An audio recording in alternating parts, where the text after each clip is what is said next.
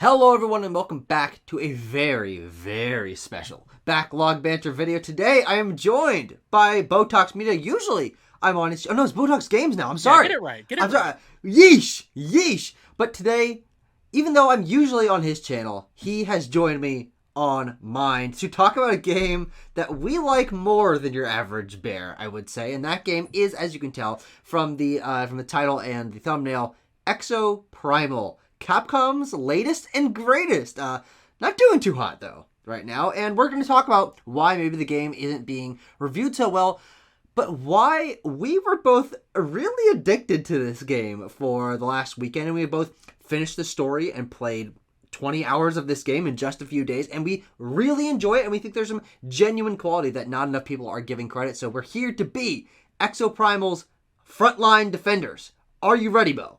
Yes. I said this to you. I feel similarly about Exoprimal that I feel about Daemon X Machina. Okay. This game will forever be my baby. Yeah. I don't think I like it as much as Daemon X Machina, but it will forever be something that's just on my, it's my secret that not many people know about, you know? Oh, absolutely. Well, there definitely is something special to like having a game, a movie, whatever it is that you like that you know is either very uncommon for people to like or is disliked, but you recognize its qualities and you've got it as like the one that you're a champion for. And for me, for a long time, that was ARMS, a game that was reviewed fine, but people don't really talk about it anymore. I consider myself one of the world's biggest ARMS fans, and now I'm proud to consider myself one of the world's biggest Exoprimal fans.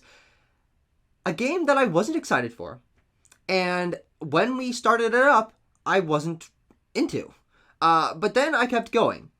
And I really enjoyed it, but I gotta do, it's YouTube, I gotta do a couple plugs, subscribe to this channel, subscribe to Bo, I'll leave his channel in the description, listen to our Nintendo Select podcast, where we will probably be talking about Exoprimal tomorrow when we record that, and leave a comment letting me know why you probably didn't play Exoprimal, and if you did, why you liked it, or what you thought about it, because this is an interesting game to talk about, coming out of Capcom, who doesn't really do too many new IPs, just in general, especially in the last few years. But in the last few years, they've been on a goddamn hot streak. Monster Hunter's killing it, Resident Evil's killing it, Street Fighter's killing it, Devil May Cry is killing it. And now we have Exoprimal. And Bo, I want you to give me your sort of high-level thoughts about why Exoprimal is a game that surprised you and hooked you in. Yeah, so I played the backup. This game was announced, I think, in a state of play maybe a year and a half ago, 2 years ago. Mm-hmm. And I was like, why Capcom doing this? I'm not like, oh, I want Dino Crisis to come back, and everybody wants Dino Crisis, and there's obvious comparisons here because that was a Capcom IP. Yeah.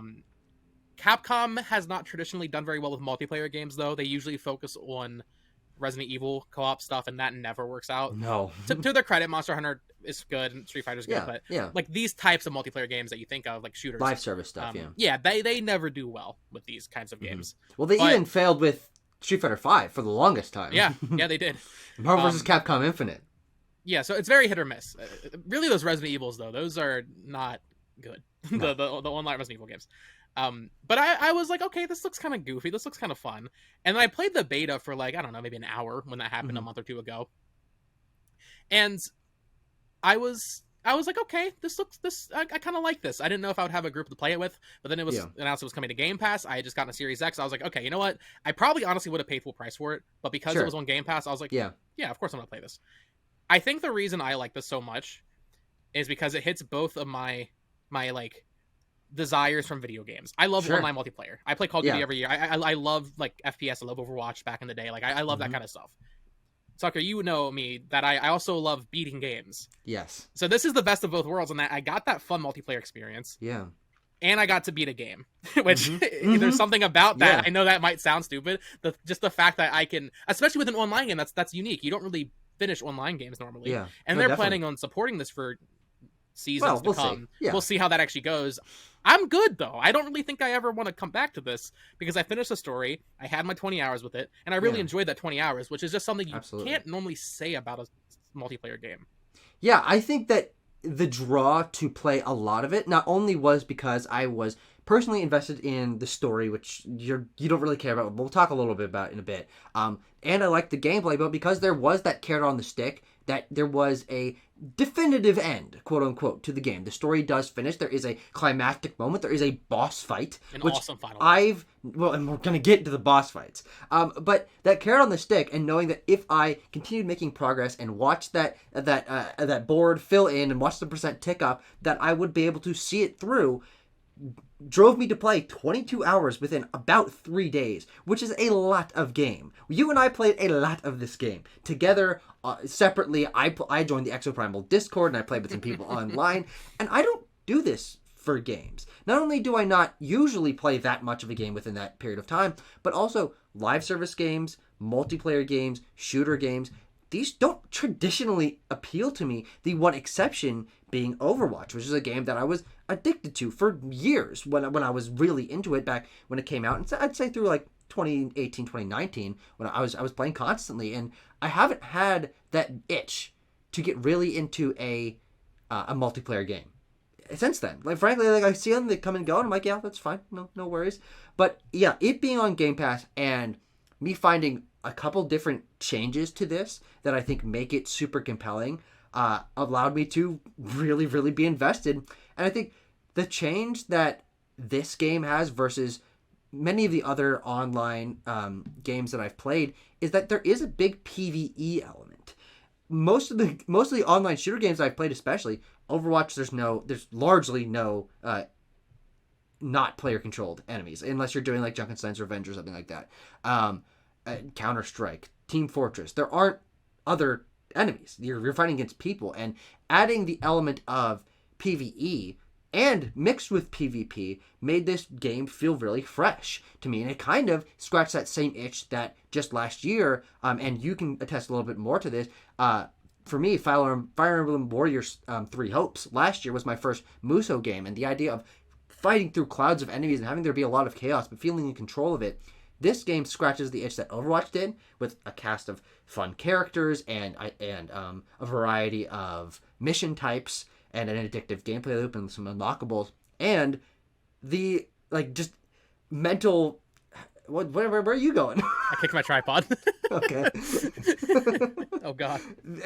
The satisfaction of just clearing through hordes of enemies. That's something I never experienced, and especially a shooter before, and those mesh together really, really well in Exoprimal.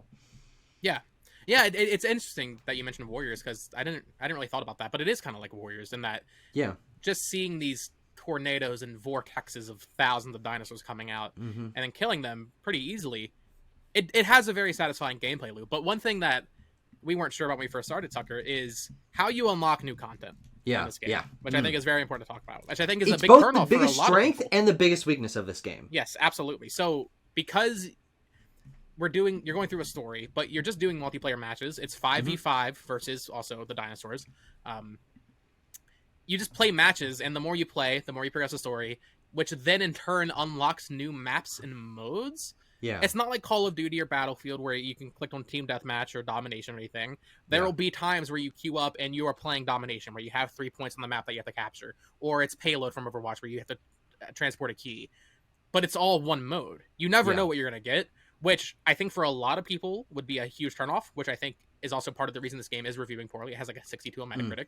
Yeah. But for me, because we had that carrot on the stick of knowing I can finish this, it didn't really bother me. In fact, by the end of it, I was like, "Oh, this is pretty cool." There are still modes I only played like once or twice. There was one where we had to escort a little robot guy, and we had to defend him and stuff like that. There are still things I didn't fully experience. I can see the criticism, but for me, I actually didn't mind it in this case.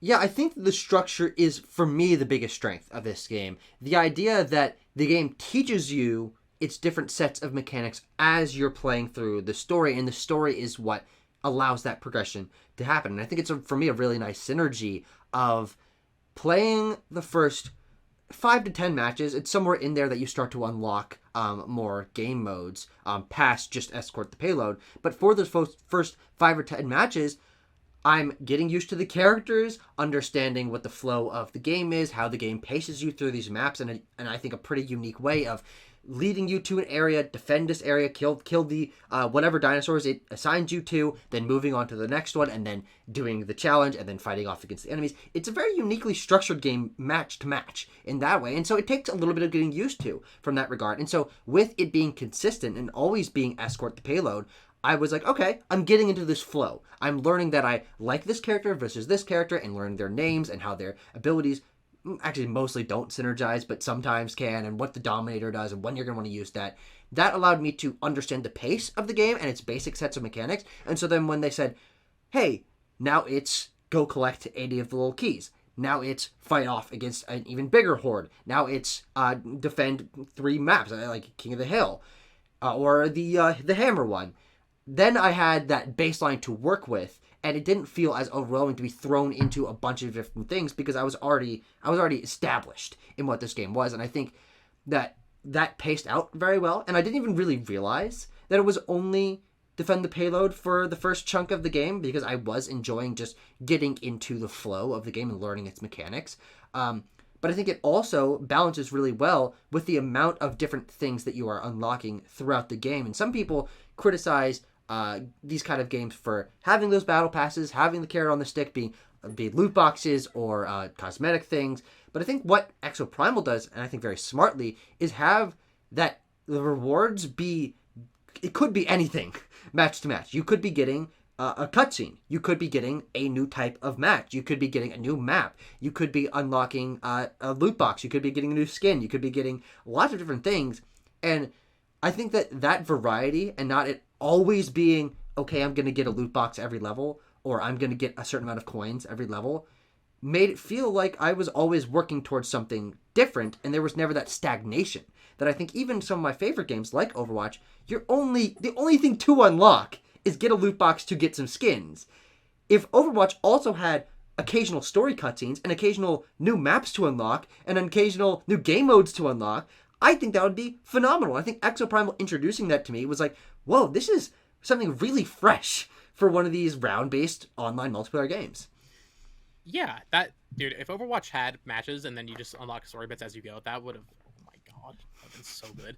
Because I can't believe it, yeah. As you know, Tucker, I didn't really engage with the story. I skipped most cutscenes. I just, it's an interesting setup. You're like time traveling, and then, I won't get into spoilers, but there's some weird shenanigans that happen that I did catch on to, but I just didn't care enough.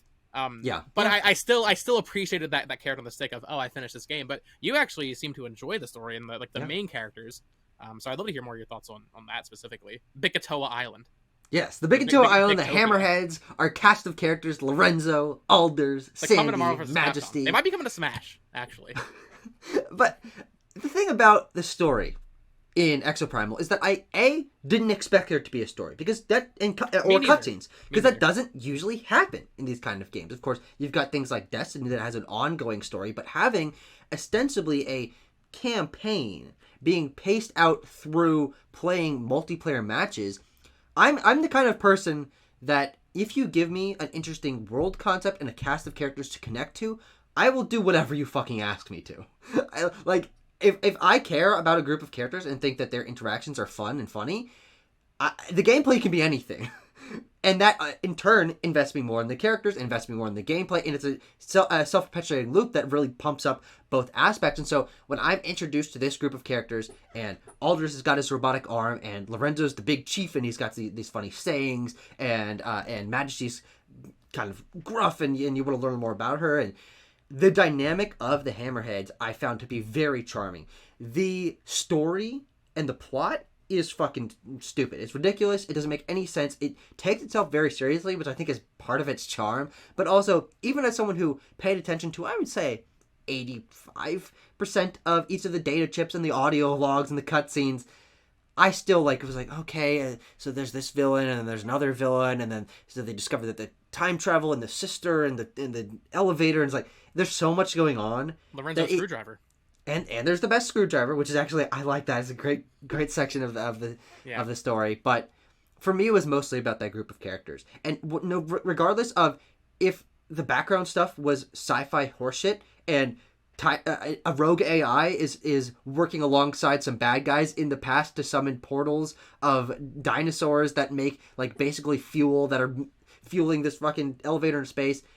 I had this group of characters that it meant something to them, and they each had their personal connection to the story, especially as you go on. And I think there are some genuinely compelling character moments and plot twists that happen throughout.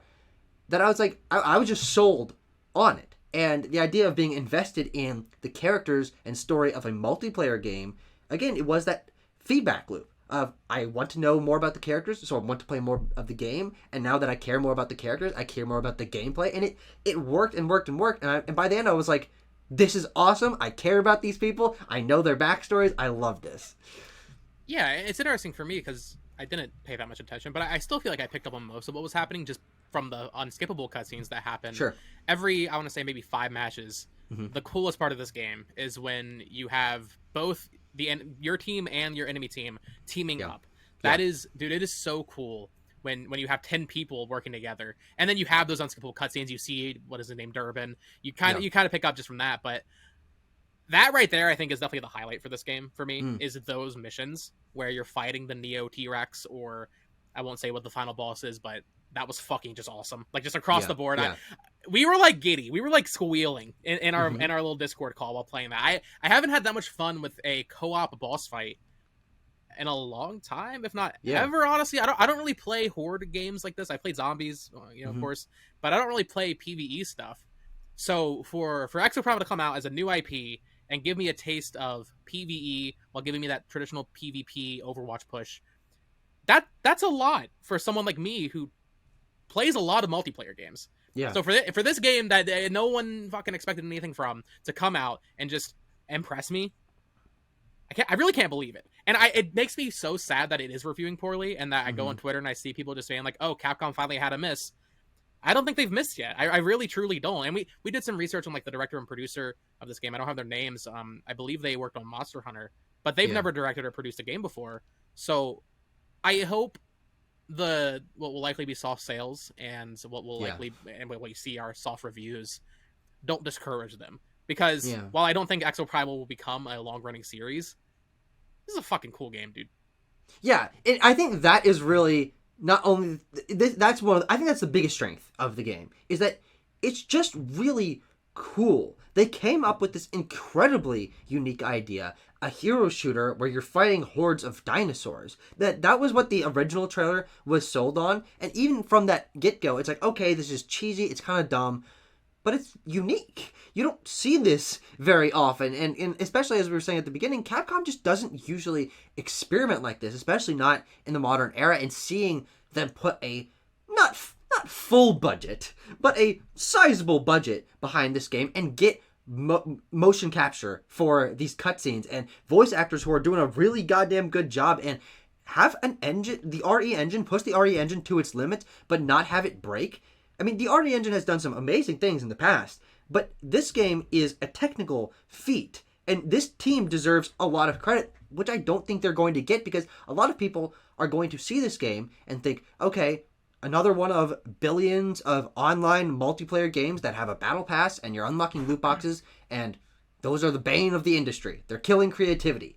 And I saw some tweets to that effect, which rubbed me the wrong way, because there is a lot of creativity here. It is structured differently from your average online multiplayer loot box battle pass game. It has an idea in incorporating PvE with PvP in a totally unique way. It paces out its story in a unique way that makes me want to see this in other games. And I don't know what's going to happen to this game, to the people that made it, to Capcom in response to this, but there is a fan base here. And I think it will only, over the course of the next week or two, get stronger as this game, more people get through bits of it and realize there is a lot more there than it looks like at first blush. The fact that the game hides its content, and they didn't advertise much of its content until now, actually. The official Exoprimal Twitter account is now being like, there are fucking 11 game modes and boss fights, and I'm like, you motherfuckers, you should have done this earlier. What are you doing? And they're explaining a little bit of that the story unlocks new things, and I think that people will start to realize that, and I think maybe the tune will start to change, but I think because of poor marketing and, frankly, a shaky start to the game that is a little bit repetitive, and the identity of this game as a live service multiplayer loot box kind of game, people are just not going to give it that chance, which I don't think is fair. Yeah, I saw some similar tweets, people being like, oh, Capcom's just trying to make a quick live service game, cash out. As far as live service games go, this game's really generous. There are loot boxes, which I haven't seen that in a video game in a while. I can't believe there's that. But you can't buy them at all. There's no monetization path for that, which is interesting. And we noted this when we were playing. It feels like every third war chest is what they call them. You get a legendary skin. Mm-hmm. And there's not that many in the game, so I think I already have a good skin for every character. But not only that, you get the Bitcoin. Is that what it's called? The Bitcoin? Yeah, because we're on Bikitoa Island, so the currency is BIK coin. Yeah. Bitcoin, not bit. You're getting a Bitcoin. And that's also very generous. To enunciate that. Getting a Bitcoin. And it's very generous because I got a really cool skin for one of the tanks, Krieger. He looked like a king of cards. And if that was a Fortnite, that would have been $20. So, I feel like people trying to say, oh, this is just Capcom cashing out on a live service game. I feel like it's a little disingenuous. There are those elements there, but it's not that bad. There is the battle pass, but that's like $8. Yeah. But I do wonder how you feel about, we both enjoy the structure of how you unlock modes, although it might be a little bit rocky at the start. How do you feel about the lack of maps? Because I think if there's one thing this game is lacking, it's that, and I think that would have helped a lot, especially in those early, when you're just doing data key over and over until you unlock more modes, because you really only have the first city map, and then the ruins map. And then later on, there's like a nighttime kind of city map that might just be the same map, like in a different area, as the first one. And then there's also the one in the clouds that I played one time. Yeah. It could use more maps. It's bizarre that there are so few, though I think maybe I give this game the benefit of the doubt because I see the creativity and quality where maybe other people don't. But I do think that the lack of maps is the game's biggest problem. Because as a round-based multiplayer game, you're going to be seeing these maps a lot. And you're going to get to know that you're going to have to stop here and you have to stop there. And then especially when you're doing Escort the Data Key over and over again, you're going to know exactly, okay, well, they're probably going to summon their Dominator when we're going through this choke point. And so you can learn them, but you learn them because they're just shown to you over and over again. But I think the game does the best with what it has. Because each of the game modes and the base going through and defeating hordes of dinosaurs mode that you do before the end of the game modes, or the match game modes, there's a lot of routes through these maps. And so even though it is like basically 2.5 maps, not counting the boss arenas and the raid arenas, they do a lot with that. You're going around here, you're going around there. There is it's a giant map with fully rendered tall buildings and lots of little corridors and stuff that allows it to feel like you're going in a lot of different areas of one map, which I think is a really cool idea to repurpose one map in a bunch of different ways. But I think if this game had 5 maps, we wouldn't have thought about it. I think literally one more would have done it. Yeah.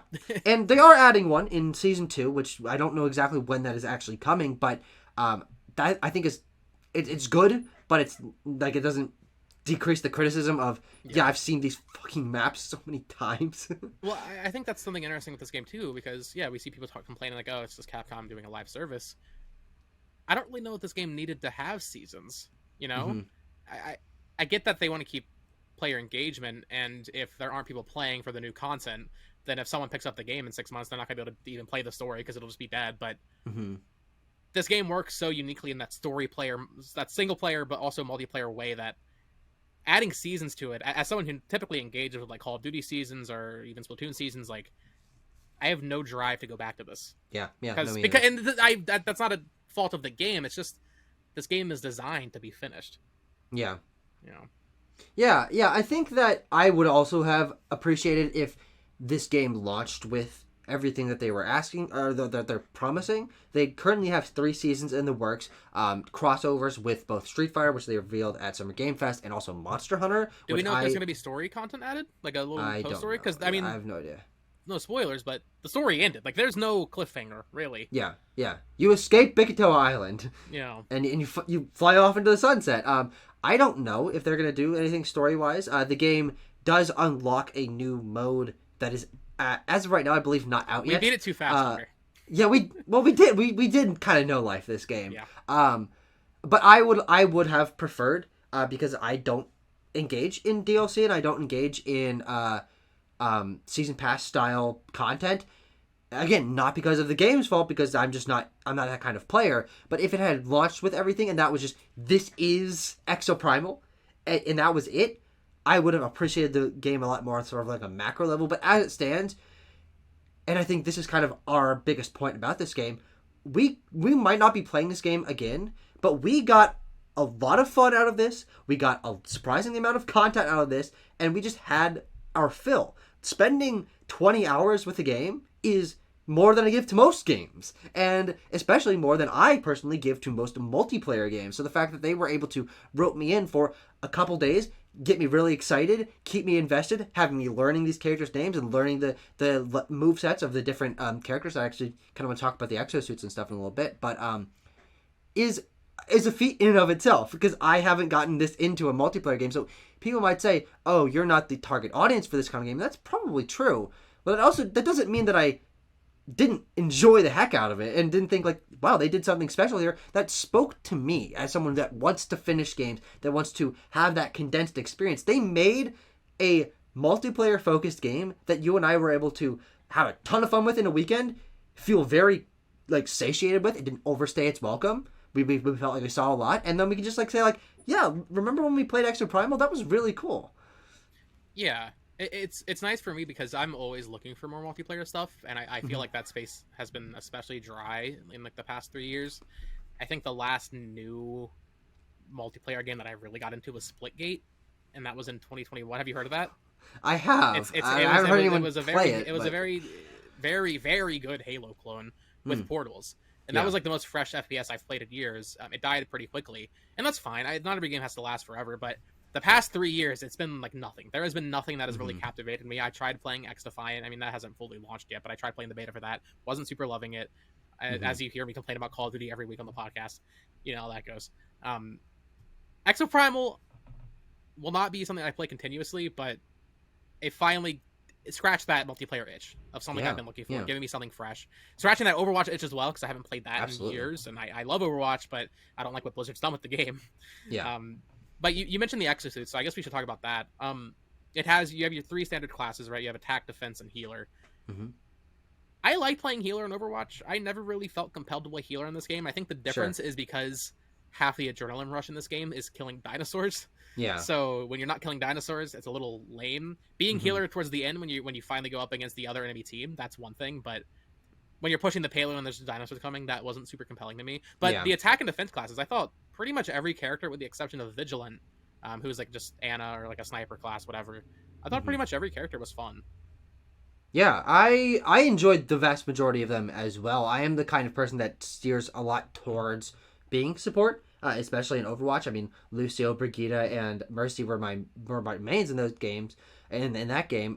And I found myself gravitating towards, once I unlocked the exosuit for Nimbus, I basically only played Nimbus unless there was another Nimbus on the team. And I find that gameplay to be super compelling. Like, just making sure that everyone else is doing okay, like having a battlefield sense of where everyone is going and like how much health they have, and timing my reloads and my abilities and stuff.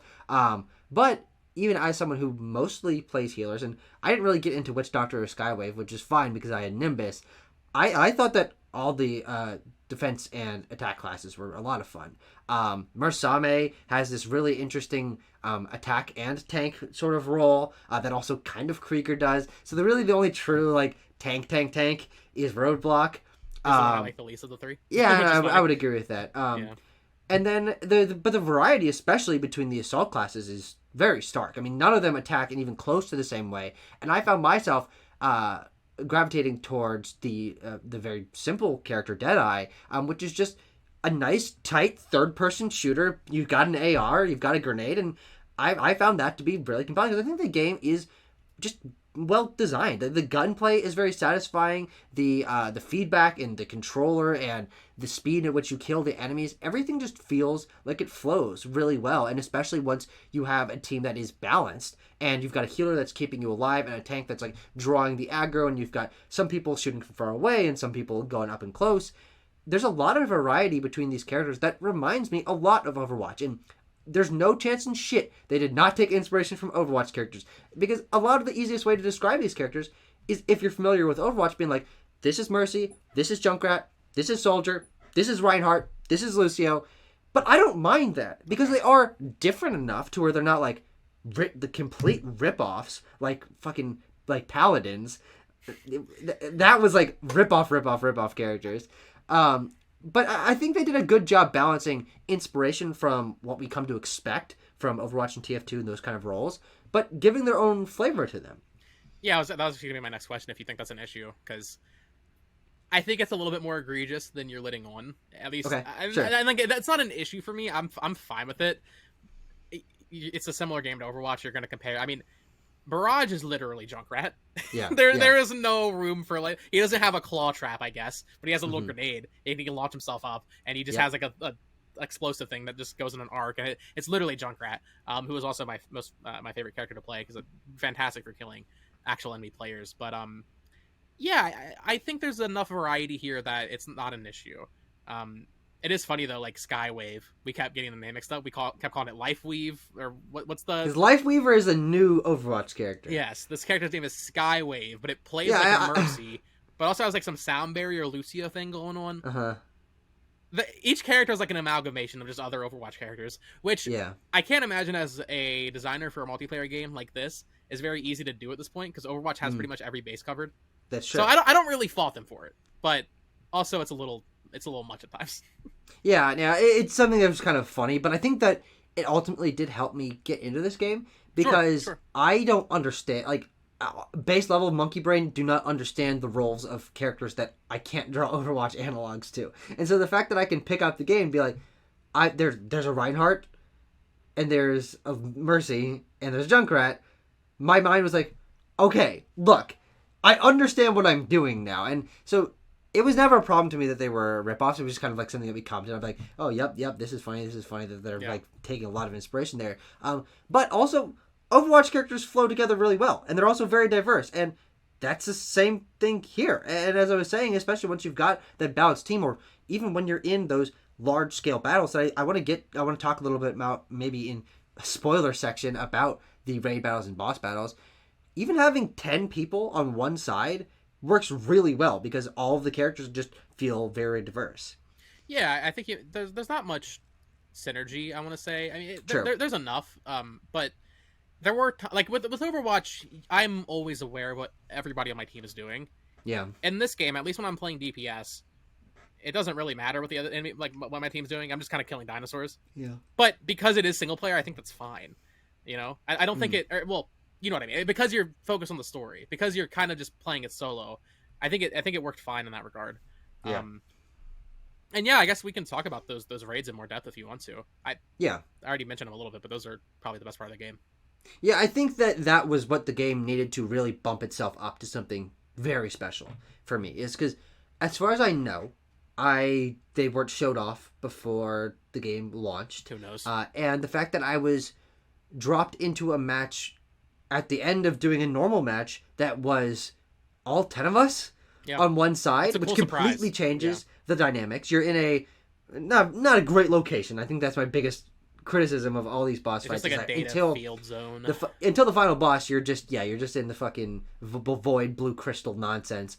And then the fact that it introduces new mechanics, whether that is infinitely spawning waves of dinosaurs, or shifting terrain, which the other maps don't use, or in, I think, the highlights of the game, boss fights with incredibly long health bars that you have to fight within an inch of your fucking life to beat. It's always very close. They're balanced very well.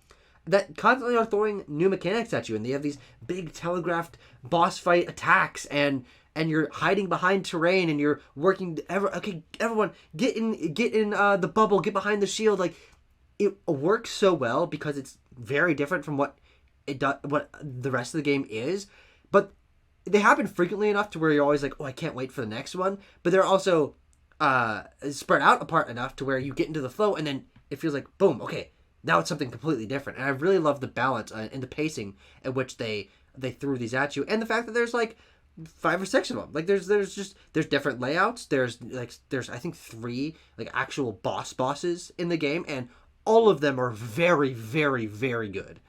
Yeah, going back to what I said about this game maybe not having the most synergy like Overwatch did, the important caveat there is that, in my experience, and I think you can probably vouch, my team never really just dicked around. It seemed like everybody playing this game kind of knew what they were doing. Yeah. That is not the case in Overwatch. You know, so when you have these 10-player battles and everybody seems to actually be doing their role, I guess that's the difference. With Overwatch, I would always play support because I would always have to fucking babysit my team, and it would always be really frustrating because they didn't know what the fuck they were doing. In this game, I didn't have to do that because it seemed like people just knew what they were doing. And then having, those moments where all 10 people come together for really epic boss fights. And as I've gotten older, Tucker, I've just learned to embrace the cool-ass Japanese mech shit. Yeah. It's so fucking cool. That final boss, I guess we don't have to talk about it too much in detail, but there's a gigantic mech. And when you see all your mates, there's like different points across the map. We're on point B, they're on point A. We see them fighting a Triceratops. We're dealing with our own fucking T-Rex or whatever. We just look over, and then they finish their point before us. We see the cavalry coming in. It makes for these very unique, just like multiplayer stories, I guess. Absolutely. It's really hype when you're playing it. It's really cool.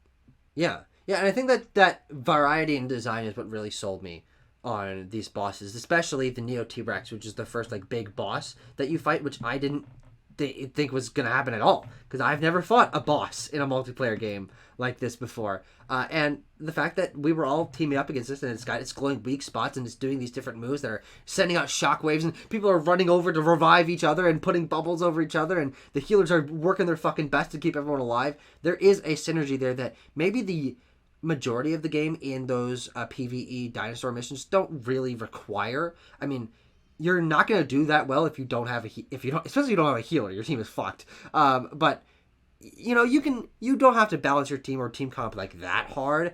But it's a lot more important in the boss fights, and I hope and wish that this is also where they add more content going into the future, because I think this is where the game's best moments are, and where, especially when you and I were playing them together and we're able to communicate, that kind of communication and working alongside with your teammates is just unmatched. Yeah, no, it was fantastic. Tucker's cat is crying to be lit in. Oh yeah, the child can't get enough of Exoprimal. I was playing it, she was hanging out with me. This is Petra. Everyone say hello. We like this game, Tucker. We really did. Holy shit. I truly never expected to do that. I knew I would like the game enough. I didn't think I would end up loving it.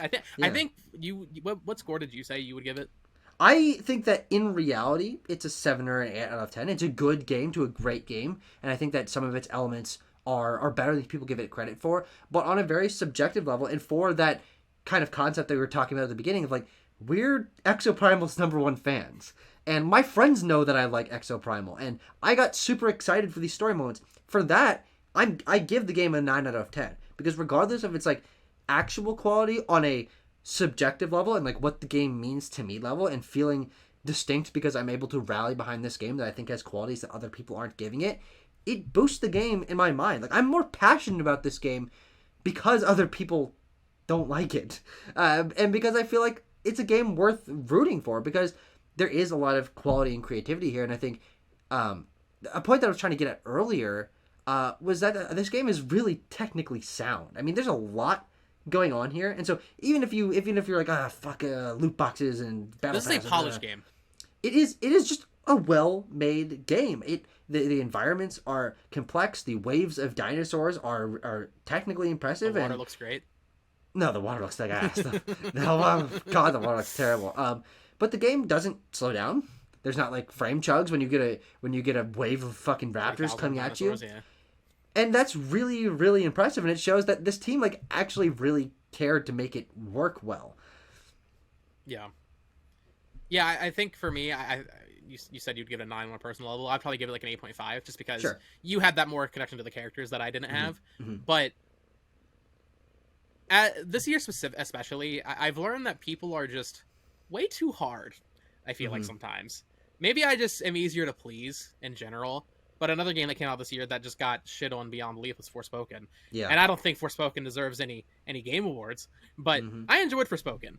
And I thought maybe a similar case was going to happen with Redfall, so I played Yeah. Redfall, and that was Yeah. that was one of the worst things I've ever experienced. Yeah. But people need to be more open-minded. I feel Yeah. like people are too quick to just be like, okay, this is a live service to Capcom game, dog shit, Overwatch dinosaur clone. That doesn't. If it really is just an Overwatch dinosaur clone, I don't think that makes it bad inherently. This game Yeah. has quality and merit. It's well made. It's clearly had a team of passionate developers behind it, and we had a lot of fun with it. It's Mm-hmm. not gonna set the world on fire, but it doesn't need to. Yeah. And I'm also just excited to be one of this game's fans going forward, because I think there is a potential for Capcom, in all the goddamn money they've been making with all their other franchises, to still give this game good enough support. I don't see it lasting in the long term, especially because it is a online only game. It's going to shut down at some point, and probably sooner than we would want it to.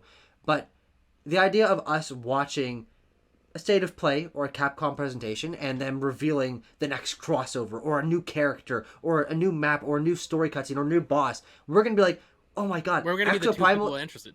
Yeah, we're going to be excited about it. And I can't say that about a lot of, or really if any, multiplayer games. I mean, I guess I get kind of excited when there's like a new Splatoon mode or something like that, or a new Overwatch character coming out, and adding a little more to the story is something that always like at least intrigues me a little bit.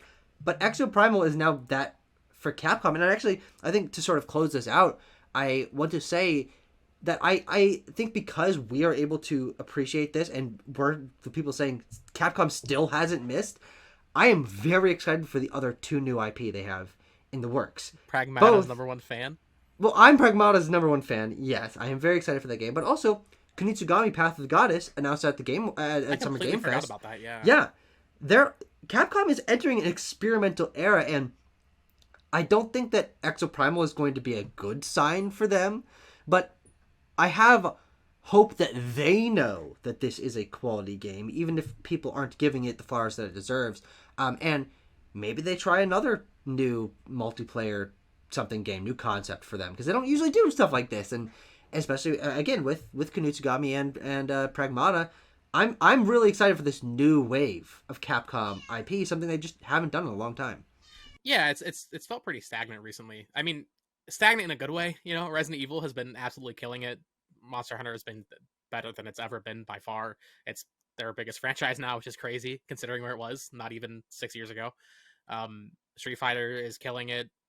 Like you said, Don't Make Cry. Like every game they release has been killing it, but they've also just been re-releasing Resident Evil games basically and new Monster Hunter games. So for them to actually finally tiptoe into new stuff, I think a lot of people are going to look at Exoprimal and just be like, oh no, they've messed up on their first one. But for us, they still haven't missed, which makes me very excited for Pragmata, which to that game's credit, they're cooking it. They released that trailer and being like, listen, we're not ready. It was supposed to come out in 2022. Doesn't matter. We're not releasing it until it's done. And I think that from what we saw actually looks really interesting. And then Kunitsugami, I mean, I love Onimusha. Definitely similar in tone. I embrace Capcom trying new things while still doing the old stuff. Maybe give me a Mega Man in there, new Ace Attorney. Yeah, we'll see what they do. But I think that starting these new franchises, hopefully franchises, Exoprimal will not be a franchise. But this new blood is great for the company. Especially for, I mean, we don't really get new IPs like this that much anymore. And to have 3 all announced at the same time for one Japanese developer is a pretty big deal. Like, what new IP does Square Enix have coming out right now that's to this scale? If you had asked me this, if I asked you this last year, there might have been enough to answer. Diofield Chronicle, Harvestella, but those are much Forspoken. But like in terms of potentially major new IP for this company, there's no one else really doing this, which is just exciting. We're now more excited about Capcom's future. I think that this shows a really great amount of potential, and it's just fun to be the defender of a game. And this is probably going to be on our end of the year lists. One of our favorite games my top 10 of the year. Probably, and even in an already great year, this is one that just adds an extra notch for you and me. And I'm also glad that we were able to experience it together. Like, we played the opening minutes together. We did a couple matches. We were able to beat the game together. It was really fun to have someone else to talk to about it and be able to say things like Dominator and Barrage and have someone else know what I was talking about. Yeah. This is also the first game we played together, I believe, which was cool. Yeah, I think so. Yeah. Yeah. And what a hell of a one to start with. I think the good one. Any closing thoughts, Bo? I like Exoprimal. And to wrap it up with what I said at the start, similar to Daemon X Machina, I will also defend that game to my last day. That game's getting a sequel. 5 years, we'll get Exoprimal 2. Exoprimal, what the fuck is that game called? Titanic Scion is Daemon X Machina sequel. Cannot wait. Exoprimal Titanic Scion. It's coming out. Absolutely. Get ready for that, guys. We'll review that when it comes out. Yeah, absolutely.